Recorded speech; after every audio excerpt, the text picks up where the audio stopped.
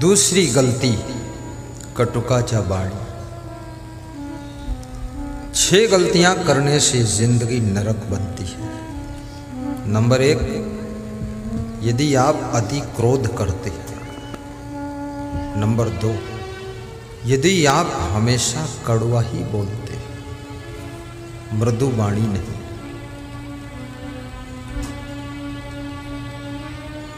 आपके घर में नरक बन जाएगा।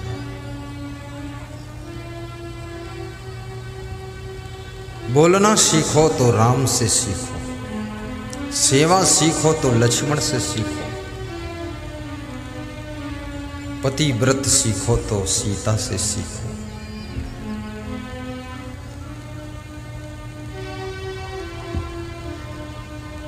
प्रेम सीखना है तो भरत से सीखो, मौन रहना सीखना है तो शत्रुघ्न से सीखो, विनम्रता सीखना है तो हनुमान जी से सीखो,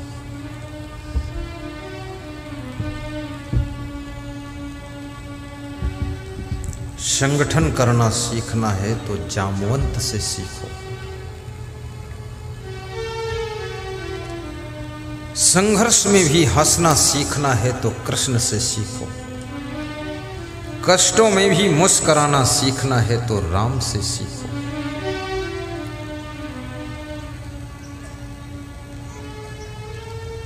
ज्ञान सीखना है तो सत्संग से सीखो। ये सारा संसार सिखा रहा है। ये पेड़ पौधे भी शिक्षा दे रहे, पशु पक्षी भी शिक्षा दे रहे, हर नर नारी आपको कुछ सिखा रहा है। सीखो।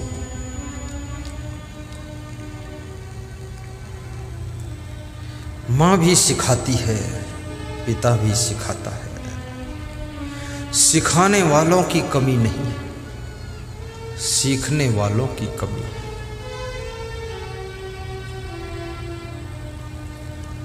और यदि सीखने की कला आ गई है, कम उम्र में तुम बहुत योग्य हो जाओगे।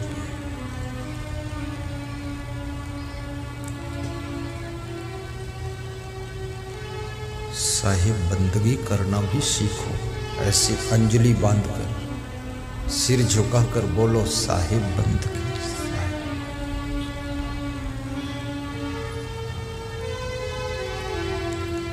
वफादारी सीखना है तो कुत्ते से सीखो, मधुर बोलना सीखना है तो कोयल से सीखो,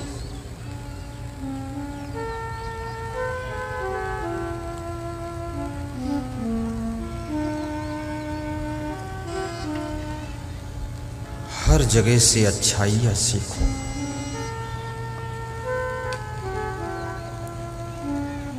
कटुकाचा बाणी। तीसरी गलती दरिद्रता।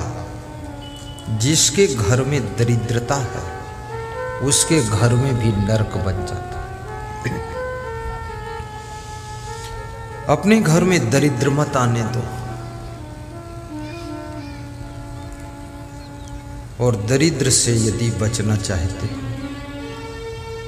मानस में लिखा है, काकभूषुंडी जी गरुड़ जी से कहते हैं, गरुड़ जी ने प्रश्न पूछा कि सबसे बड़ा सुख कहाँ है और सबसे बड़ा दुख कहाँ है। काकभूषुंडी उत्तर दे रहे हैं, संत मिलने समय सुख जग नाहि, नहीं दरिद्र सम दुख जग माहि। संत मिलन सुख जग नाहि, नहीं दरिद्र सम दुख जग माहि। संत मिलन से बड़ा सुख नहीं। अभी बेलदौर खगड़िया जिले से मैं सत्संग करके आया, जो मुख्य आयोजक से श्री संजय शर्मा, उनकी धर्मपत्नी श्रीमती बेबी रानी शर्मा मुखिया हैं 10 साल से। तो उनकी तीसरी मंजिल पर मैंने देखा 15-20 सिलाई मशीनें लगी हुई। तो हमने कहा ये क्या है? बोले गुरुदेव, आपका सत्संग कराने के लिए इनकम सोर्स बढ़ाया। रेडीमेड कपड़े 15 टेलर लगाकर सिलवाते हैं और वे कपड़े हम बेच देते हैं। उसी के प्रॉफिट में आपका सत्संग हो जाता है। कहें कबीर कुछ उद्यम कीजिए, आप खाए और को दीजिए।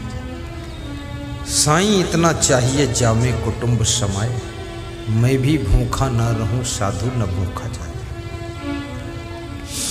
कम से कम इतना तो कमाओ, तुम भी भूखे न सो।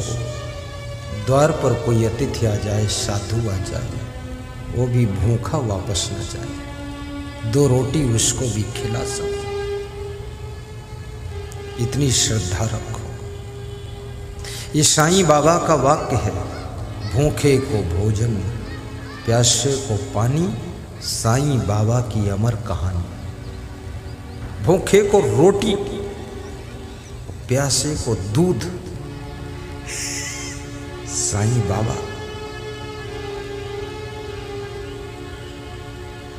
साईं बाबा के मंदिर में भी दर्शन कर लेना।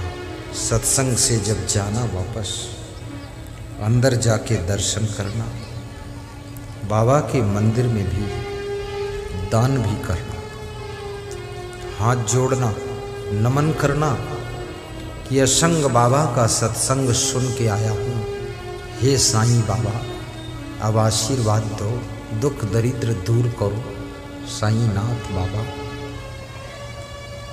ये असंग बाबा तो सत्संग सुनाते हैं, साईं बाबा आशीर्वाद देते हैं।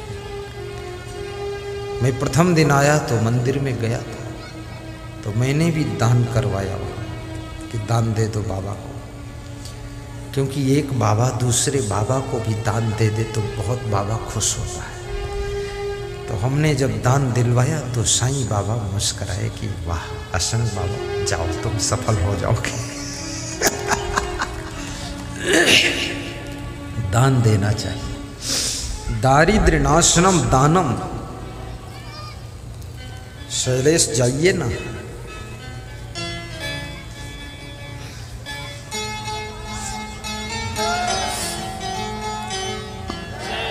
दान करने से दरिद्र का नाश होता है। याद रखना,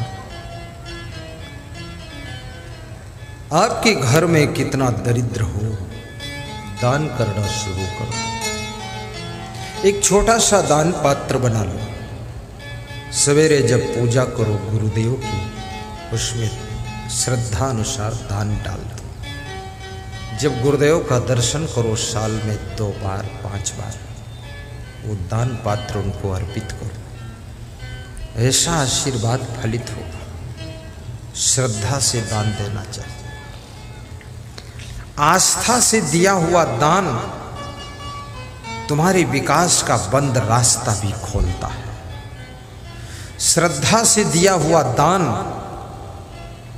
तुम्हारी उन्नति की खिड़कियों को खोल देता है। दारिद्र्य नाशनम दानम।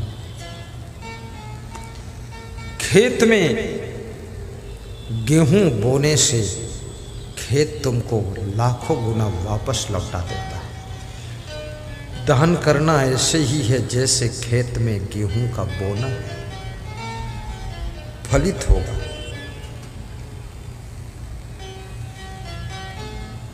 परमार्थ के लिए समय दान भी करो, धन दान भी करो, अन्न दान करो, श्रम दान करो और कभी रक्तदान भी कर दिया करो। साल में 1 बार रक्तदान। लेकिन यदि आप बहुत कमजोर हैं तो मत करना, नहीं पता चले तुम्हारे ही काम बिगड़ गया। रक्तदान, प्रेम दान भी करो। मैं इंडोनेशिया में था, एक भारत का आदमी मिला वहाँ। तो मुझसे बहुत प्रेम किया। 2 घंटे मेरे साथ साथ रास्ता बताता रहा, इधर चलो उधर चलो। तो मैंने कहा इतना प्रेम क्यों करते हो? बोले हम हिंदुस्तान के हैं, तुम हिंदुस्तान के हो, ऐसा लगता है अपना ही कोई मिल गया है, इसलिए प्रेम करते हैं। प्रेम दान बहुत बड़ी चीज है। स्वामी राम तीर्थ समुद्र किनारे टहल रहे थे विदेश में। एक अंग्रेज ने पूछा, यहां तुम्हारा कौन है जो तुम्हारे भोजन और ठहरने का इंतजाम करेगा? तो स्वामी राम तीर्थ ने उसके कंधे पर हाथ रखा और कहा, यहाँ तुम हमारे हो, तुम ही हमारा इंतजाम करोगे। तो वो अंग्रेज मुस्कुराया और उसकी आंखों में आंसू भर गए। पैर छुआ और उन्हें अपने घर ले गया। और जब तक वे विदेश रहे उनके खर्चे का इंतजाम उस अंग्रेज ने किया था। कि प्रेम आदमी के दिल को जीत लेता है, प्रेम से बड़ी कोई शक्ति नहीं है, इसलिए प्रेम को पहचानो और प्रेम का प्रयोग करो।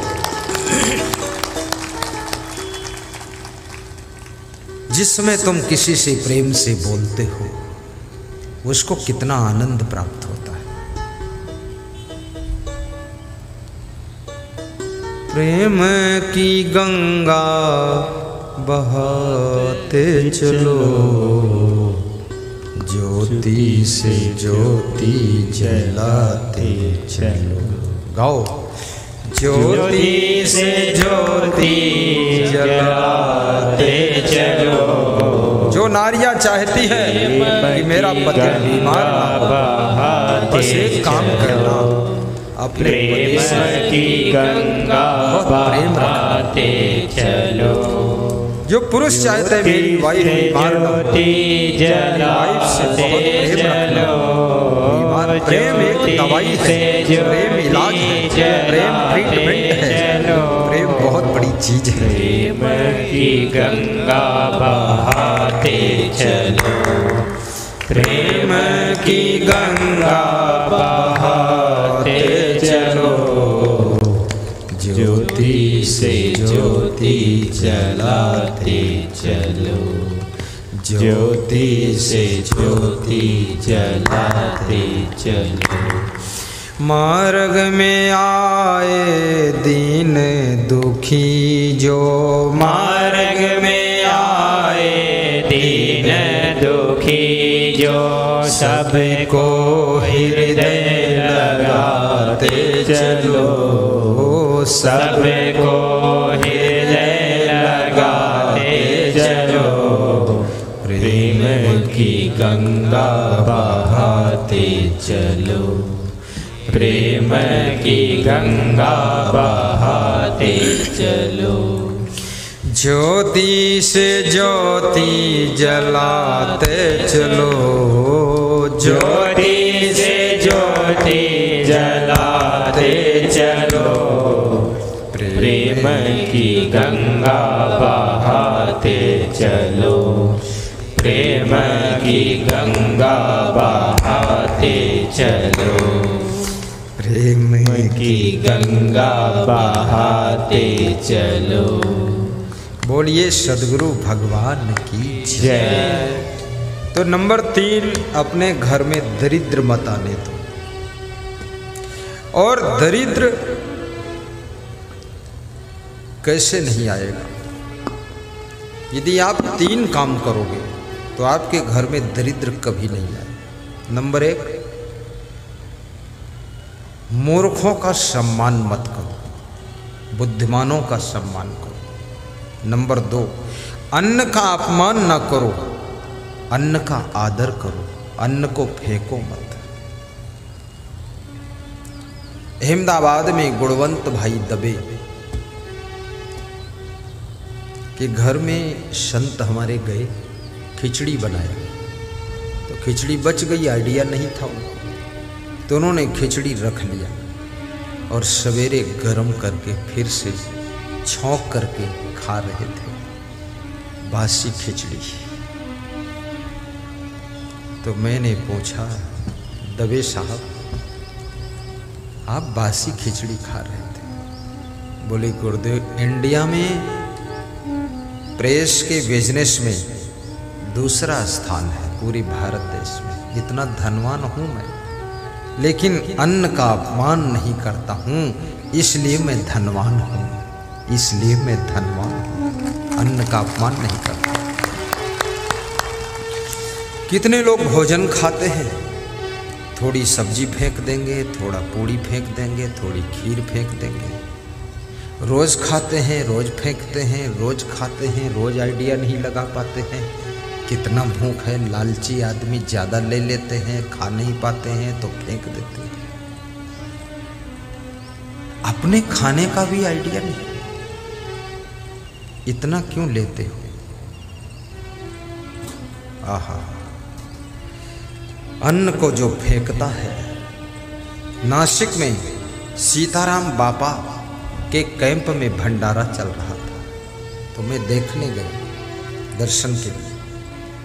तो सब लोग आ गए, बहुत प्रेम किया उन्होंने। तो हमारे साथ कुछ भक्त गए थे, वो खाने के लिए बैठ गए।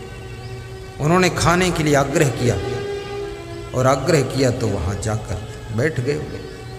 हम संत लोग तो नहीं खाए, वो लोग खाने लगे जो भक्त थे, गृहस्थ लोग। तो उसमें एक भक्त जो है कुछ खाया, कुछ बचाया, कुछ पत्तल में लपेटा और फेंकने जा रहा था।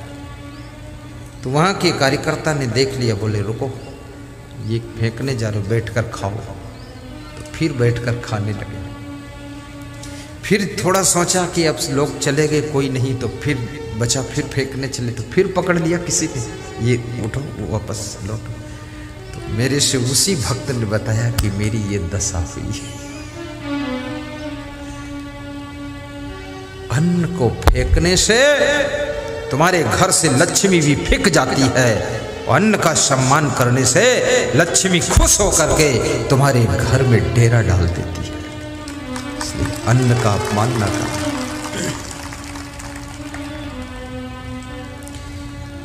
और बहुत ज्यादा भी अन्न मत खाना।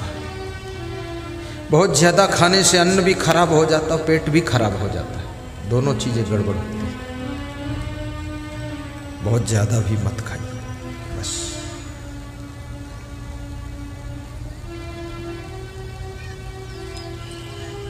पेट की मोटर में खाने की सवारी कम भरो। बुद्धिमान बनना चाहते हो तो भूख से थोड़ा कम खाओ, बस एक बात। और दिन भर में 10 बार हंसो, दूसरी बात। और पानी बराबर पीते रहो और व्यायाम करो, बहुत बुद्धिमान रहोगे तो। स्मरण शक्ति बहुत तेज रहेगी। ये जो लोगों के पास में इतनी बुद्धि कम हो गई है, कितने लोग तो चप्पल उतारते पीछे हो, ढूंढते आगे।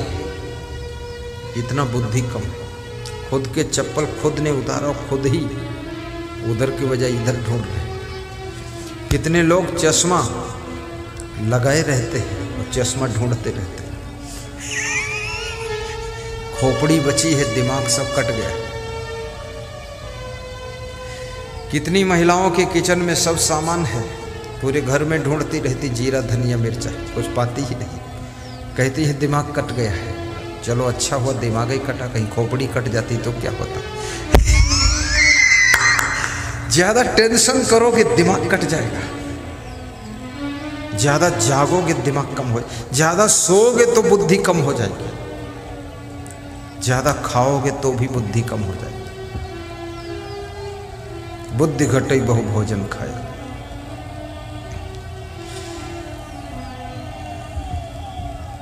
साहेब बंदगी साहेब। क्रोध घटई नर मूढ़ की संगति, ध्यान घटई चित को भर माए। ज्ञान घटई नर मूढ़ की संगति, ध्यान घटई चित को भर माए। तेजे घटई सब भोग की संगति, बुद्धि घटई बहु भोजन खाए। बुद्धि घटे बहु भोजन खाए। प्रेम घटई नित ही कुछ मांगत, माने घटे नित पर घर जाए। माने घटे नित पर घर जाए। माने घटे नित पर घर जाए। दयाल कहे सुन रे नर मूर्ख, पाप घटे हरि के गुण गाए। पाप घटे हरि के गुण गाए। पाप घटे हरि के गुण गाए। तीसरी चीज, दाम्पत्य कलहो नास्ति। जो लोग चाहते हैं हमारे घर में लक्ष्मी रहे, दरिद्र न रहे, जिनके घर में दंपति जीवन में कलह कलेश नहीं होता है, पति पत्नी में झगड़ा नहीं होता है, उस घर में लक्ष्मी निवास करती है। श्री स्वयं आगता है, लक्ष्मी स्वयं आकर रहती है।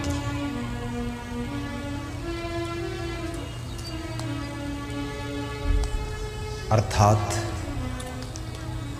जिस घर में प्रेम निवास करता है उसी घर में लक्ष्मी निवास करती है। किसी गांव में 3 संत भजन कर रहे थे, चबूतरे पर बैठे हुए भजन कर रहे थे, खंजड़ी बजाकर भजन गा रहे थे। भजन बहुत गाया, लेकिन शाम तक कोई भी उनको भोजन नहीं दिया। गांव के लोग आते थे, देखते थे, सुनते थे, चले जाते थे, भोजन नहीं दिया। तो जिनके घर के सामने चबूतरे पर बैठे भजन गा रहे थे, उस घर के लोग दयालु किस्म के थे। बोले, ये बाबा लोग सुबह से भजन गा रहे, इनको भोजन मिला कि नहीं मिला?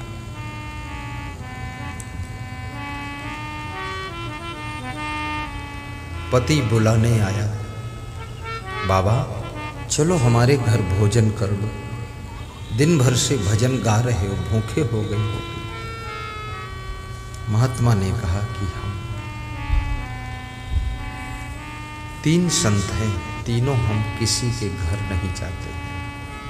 बोले, तो 3 नहीं जाते, 1 जाता है? बोले, 3 में से 1 का चुनाव कर। बोले, क्या नाम है आपका? तो बोले, एक का नाम धनदास है, दूसरे का नाम सफलता दास है, तीसरे का नाम प्रेमदास है। तो पति ने कहा कि मैं अपनी वाइफ से पूछ लेता हूँ, 3 में से किसको लाऊं, 1 को।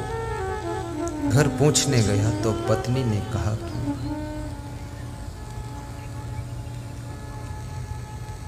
सोच लो भाई, 1 को लाना है तो 2 क्या खाएंगे? 1 बाबा को भोजन दोगे, 2 बाबा भूखे रह जाएंगे। तो पति ने कहा, उनके लिए टिफिन भेज देंगे। तो पत्नी ने कहा, कुछ ऐसा उपाय हो जाए कि तीनों बाबा आ जाए, यहीं खा लो। बेटी ने कहा कि धनदास को बुलाओ, अपने घर में धन भी हो जाएगा। ठीक है। पति ने कहा, सफलता दास को लाऊं तो सफलता मिलेगी, तो धन भी होगा, सब हो जाएगा। पत्नी ने कहा, नहीं नहीं, तुम प्रेमदास को बुलाओ, जाओ। पति गया, प्रेमदास को बुला लाया। प्रेमदास आए, बैठे तो देखा कि धनदास और सफलता दास भी पीछे पीछे आकर खड़े हैं। तो पति ने पूछा कि मैं तो केवल प्रेमदास को लाया था, तो ये तीनों दास कैसे आ गए?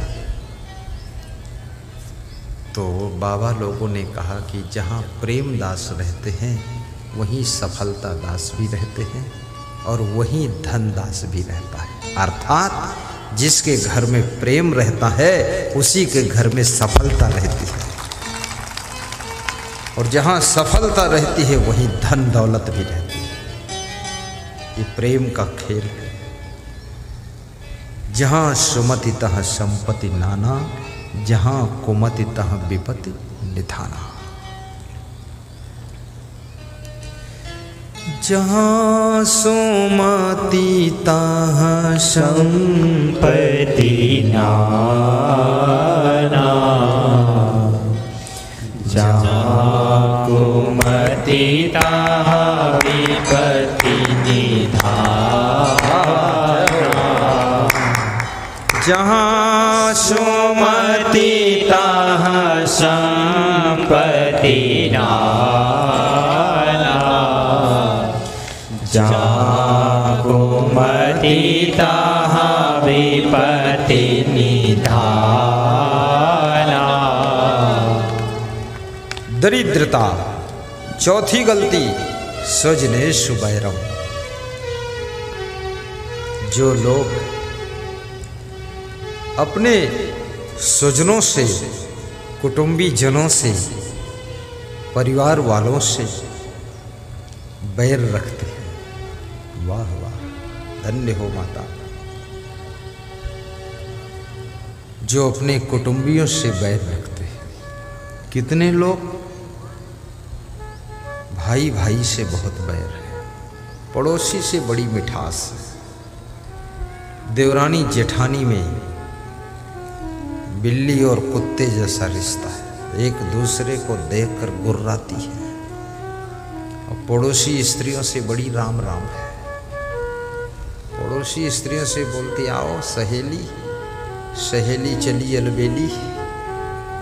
अरे सबसे बड़ी सहेली देवरानी जेठानी, मिलकर रहो। गोतनी, गोतनी बोलते ना यहाँ, गोतनी गोतनी में गोता लगाओ, गोतनी।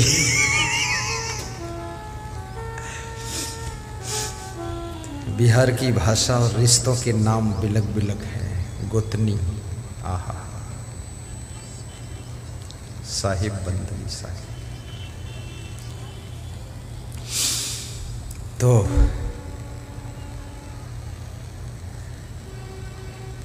देवर की जो पत्नी होती उसे देवरानी कहते हैं, और जेठ की पत्नी को जेठानी कहते हैं।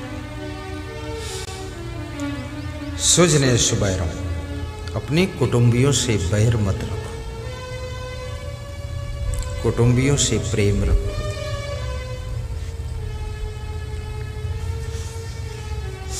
स्वजनेषु वैरम। चौथी गलती, जो लोग अपने परिवार में ही बैर रखते हैं उनके घर में नरक बन जाता है। परिवार में किसी भी सदस्य को नीचा दिखाने की कोशिश न करो। वाह वाह, साहिब बंदगी बोलो, साहिब। ताली बजा दो, कोई अतिथि आए। जय हो जय। बिठाओ बिठाओ, प्रेम से बिठाओ, चलते चले जाओ, चले जाओ। बस 10 मिनट बाद बुला लूँगा ऊपर। बिठा दो बिठा दो। शाहिद बंदगी साहब, वाह वाह वाह, आनंद आ गया, आनंद आ गया, प्रसन्नता हो गई, प्रसन्न। नहीं, वहाँ बिठाओ, कुर्सी पे बिठाओ ना। अरे धन्य हो, धन्य हो, महान हो, महान। कुर्सी तो उनको रोज मिलती है, लेकिन आज वह सबके दिलों में बैठ गए हैं, दिलों में बैठ गए।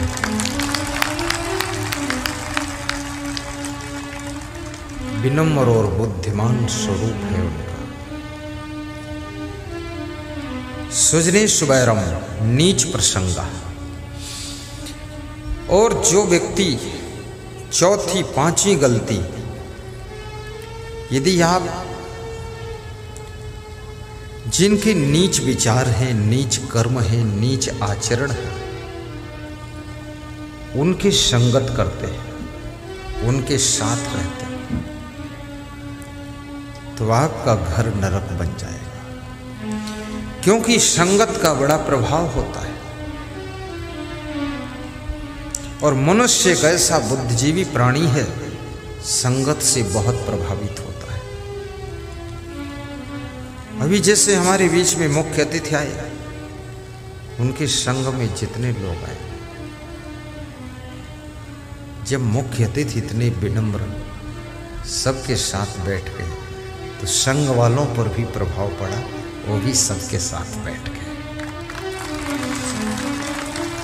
अभिमानी का संग करने से अपने भीतर भी अभिमान जागृत हो जाता है, लोभी की संगत से लोभ जागृत होता है।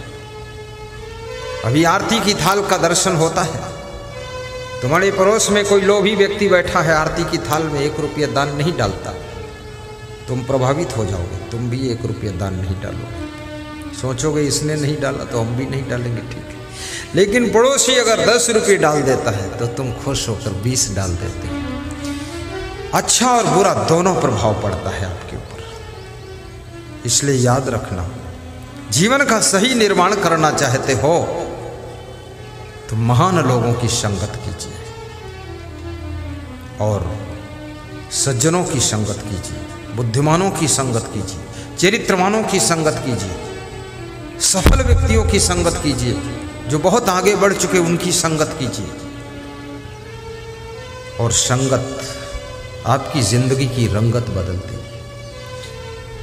याद रखना, पानी वही है जब चाय की संगत कर लेता है, आधा कप पानी 5 रुपये का बिक जाता है, फिर उसे पानी नहीं कहा जाता है, उसे चाय कहा जाता है, चाय का नाम बदलता है।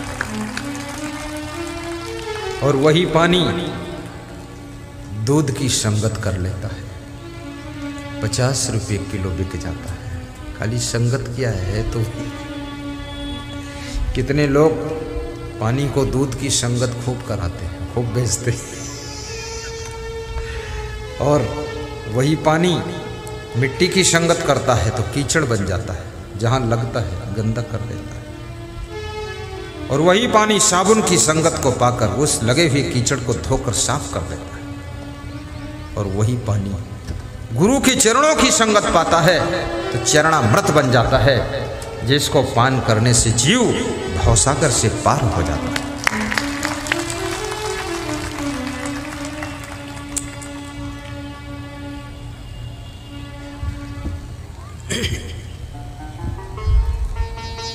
और वही पानी जब गंगा नदी में बहता है तो गंगा जल कहलाता है, और वही पानी जब गंदे नाले में बहता है तो गंदा जल कहलाता है। और वही पानी है जब दाल में डाल देते हो तो पानी दाल बन जाता है, चावल में डाल देते हो तो चावल को पकाकर वो भी चावल का रूप हो जाता है। याद रखना, इसी तरह से मनुष्य भी जैसी संगत को पाता है वैसा उसका रिजल्ट बदलने लग जाता है।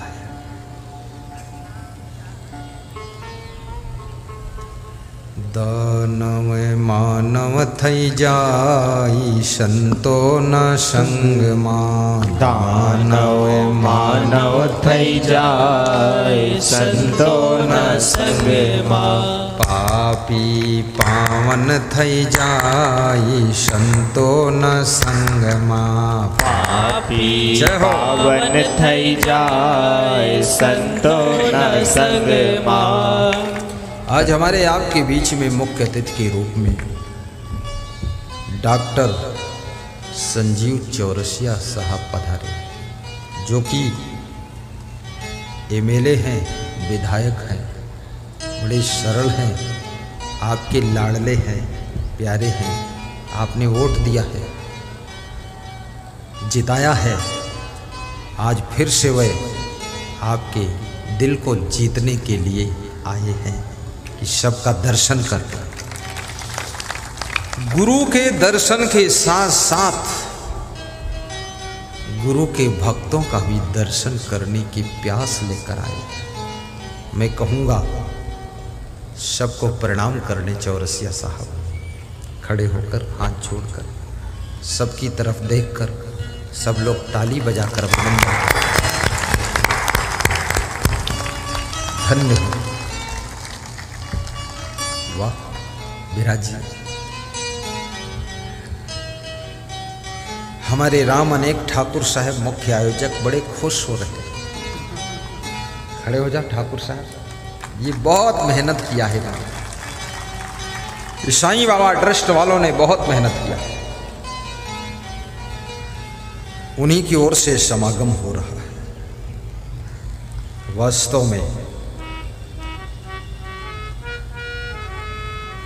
समागम में जब श्रोता लाभ लेते हैं, आयोजक मंडल का मन प्रसन्नता से भर जाता है कि अच्छा हुआ, साहिब बंदगी साहिब।